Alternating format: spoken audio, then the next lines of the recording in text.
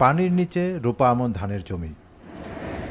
স্বপ্নের ফসল বাঁচানোর আশা ছেড়ে দিয়েছেন অনেক চাষি, তবে হাল ছাড়েননি অনেকেই। আবার নতুন করে ধান লাগানোর পরিকল্পনায় তৈরি করছেন বীজতলা। এবারের বর্ষা মৌসুমের লাগামহীন বৃষ্টিপাতে সরকারি হিসেবেই নাটোর জেলায় ডুবেছে প্রায় ১২০০ হেক্টর জমির ধান। এছাড়া ডুবেছে কলা, আখ, হলুদসহ অন্যান্য ফসল, সবজি ক্ষেত। ফসলি জমির পাশাপাশি ডুবেছে ঘরবাড়িও। আমার 5 বিঘা জমি লাগাছে, 5 বিঘা জমি ডুবে গেছে। আমার 4 বিঘা ধান তোলা গেছে। ১-১৫০ বিঘা জমি নষ্ট হচ্ছে এই জোলাটা ক্লিয়ার না করার কারণে। নতুন করে চারা তৈরির সময় আছে জানিয়ে জেলা কৃষি বিভাগের কর্মকর্তা জানান, পানি নেমে গেলে নাবি জাতের কিছু ধান লাগানো সম্ভব। সে লক্ষ্যে তারা কৃষকদের পরামর্শ দিচ্ছেন।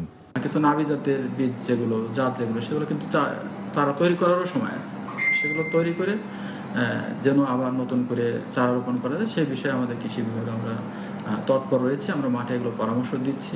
নাটোরে চলতি বছর ৭৬,৮৮৫ হেক্টর জমিতে রোপা আমন চাষের লক্ষ্যমাত্রা নির্ধারণ করেছিল কৃষি বিভাগ, কিন্তু টানা বর্ষণের কারণে মাত্র ৩০,০০০ হেক্টর জমিতে ধান রোপণ সম্ভব হয়েছে।